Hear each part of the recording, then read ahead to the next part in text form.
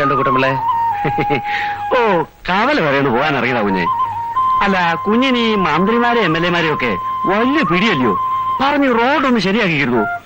വണ്ടി അങ്ങ് വീട്ടുമുറ്റത്ത് ചെല്ലത്തില്ല. ഞാൻ മന്ത്രിയായിട്ട് കുട്ടമ്പിള്ളേ റോഡൊക്കെ ശരിയാക്കാം.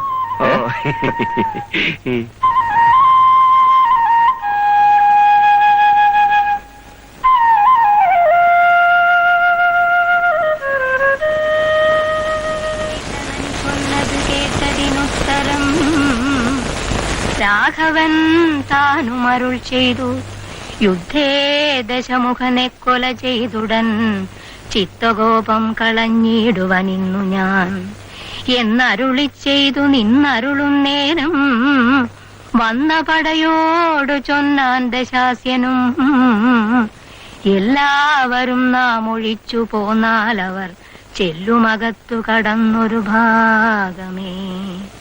പാർത്തു ശത്രുക്കൾ കടന്നുകൊള്ളും മുന്നേ കാത്തുകൊള്ളിൻ നിങ്ങൾ ചെന്ന് ലങ്കാപുരം. ഏവം നിയോഗിച്ച നേരം നിശാചരരേവരും ചെന്ന് ലങ്കാപുരം മേവിനാർ.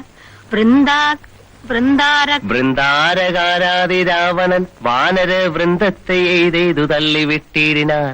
വാനരേന്ദ്രന്മാർ അഭയം തരീകെന്ന് മാനവേന്ദ്രൻ കാൽക്കൽ വീണിരന്നീടിനാർ. വില്ലും ശരങ്ങളും ആശു കൈക്കൊണ്ട് കൗസല്യാതനയനും പോരിനൊരുമിച്ചാൻ. വൻപനായുള്ളോരിവനോട് പോരിന് മുമ്പിലടിയൻ അനുഗ്രഹം നൽകണം. നീ എപ്പോ വന്നു മോനെ? ഞാൻ അറിഞ്ഞതേ ഇല്ല. രാമരാവണ യുദ്ധം കഴിഞ്ഞിട്ട് അമ്മയെ വിളിക്കാൻ കരുതി. ഭഗവാനേ ശ്രീരാമചന്ദ്ര, നീ ഇതൊന്നും മറന്നില്ലേ മോൻ? അമ്മ പഠിപ്പിച്ചു തന്നല്ലേ, എങ്ങനെ മറക്കാൻ? അമ്മേ, ഒരു ആനയെ തിന്നാനുള്ള വിശപ്പുണ്ട്. ഇവിടെ എന്താ ഉള്ളത്? ഉച്ചയ്ക്കൊന്നും കഴിച്ചില്ലേ? ഇല്ല, ഞാൻ ഇങ്ങോട്ടല്ലേ വരുന്നത്, അതുകൊണ്ട് കഴിച്ചില്ല. ഞാൻ അടുക്കളയിലോട്ട് ചെല്ലട്ടെ, നീ വേഷം മാറിയിട്ട് വാ. അവിടെ ഇരിക്കേ അമ്മ, അവിടെ ഇരിക്കേ. എന്റെ കൂടെ താമസിക്കാൻ അമ്മ എന്നാ അങ്ങോട്ട് വരുന്നത്? ടൗണിൽ താമസിച്ചാ ശരിയാവില്ല മോനെ. എന്റെ കുളിയും തേവാരവും അമ്പലത്തിൽ പോക്കും ഒക്കെ മുടങ്ങും. അതിനവിടെ വെള്ളത്തിന് യാതൊരു ക്ഷാമവുമില്ല. പൈപ്പ് തുറന്നാൽ മതി, 24 മണിക്കൂറും വെള്ളം കിട്ടും. പിന്നെ അമ്മയ്ക്ക് വേണ്ട ദേവന്മാരൊക്കെ അവിടെ ഉണ്ട്. നിന്റെ കൂടെ വന്ന് താമസിക്കാൻ എനിക്ക് ഇഷ്ടമില്ലാഞ്ഞിട്ടൊന്നും അല്ല മോനെ.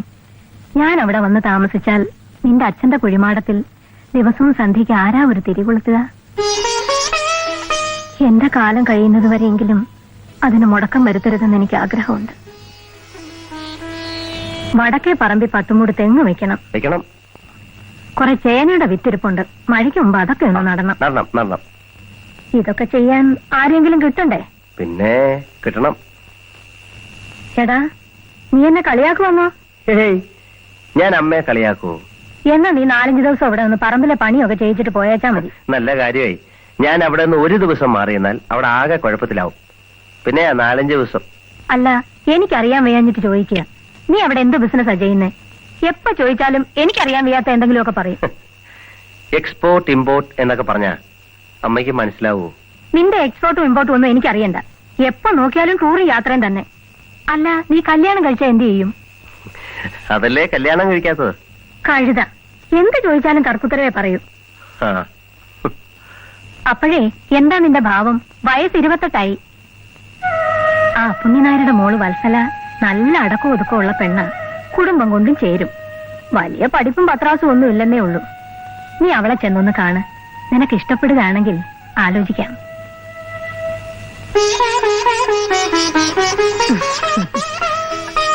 മോനെ, എടാ മോനെ, എന്തുറക്കമായത്? വാ, അകത്ത് പോയി കിടക്കാം. നീ പോന്ന വഴി ആ അപ്പുണ്ണിനാരുടെ അവിടെയൊന്ന് കേറിയേക്ക്. കൂട്ടത്തിൽ വത്സലയൊന്ന് കാണാമല്ലോ. കുന്തത്തിന് എന്നെ കൊണ്ടൊന്നും പറയിക്കണ്ട. അതെ, മീനാക്ഷി അമ്മ ചൂടായാലും കാണാൻ നല്ല രസമാണ്. പോടാ അവിടുന്ന്.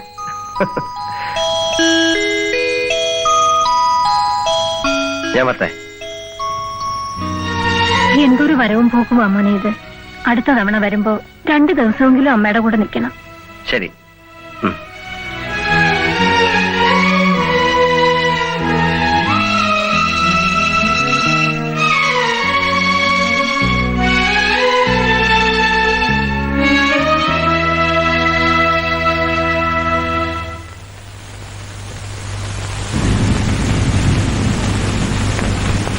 Good morning sir. മോർണിംഗ്.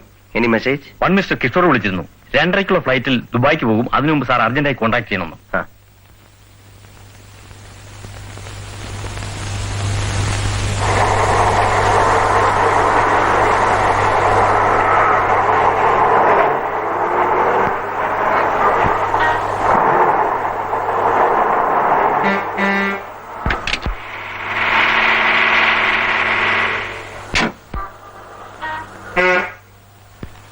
ആ.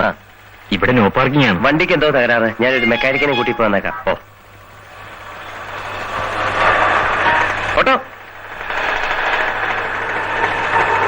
ഒരു വർക്ക്ഷോപ്പിലേക്ക് വിട്ടെ.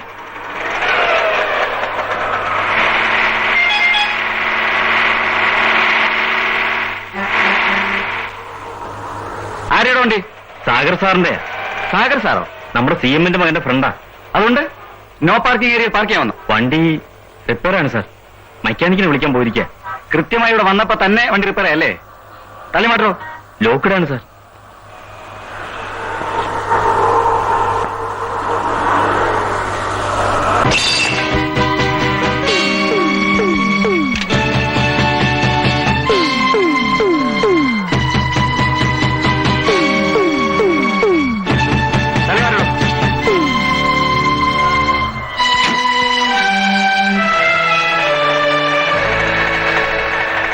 എന്താ സാർ പ്രോബ്ലം?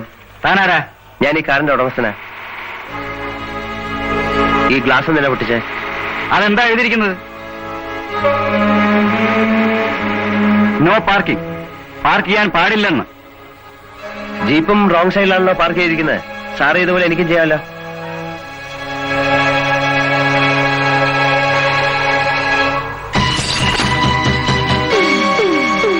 കേറാ വണ്ടിയില്. ഞാൻ കേറിക്കൊള്ളാം.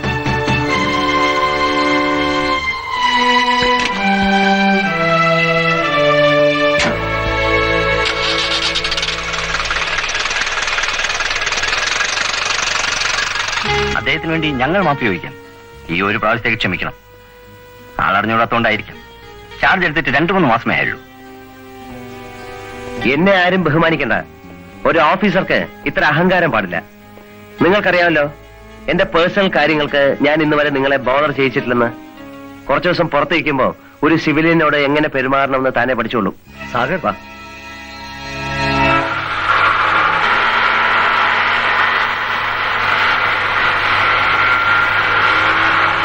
മരിച്ചുപോയ കസ്റ്റംസ് ഓഫീസർ സന്തോഷിന്റെ അനിയനാ ISP.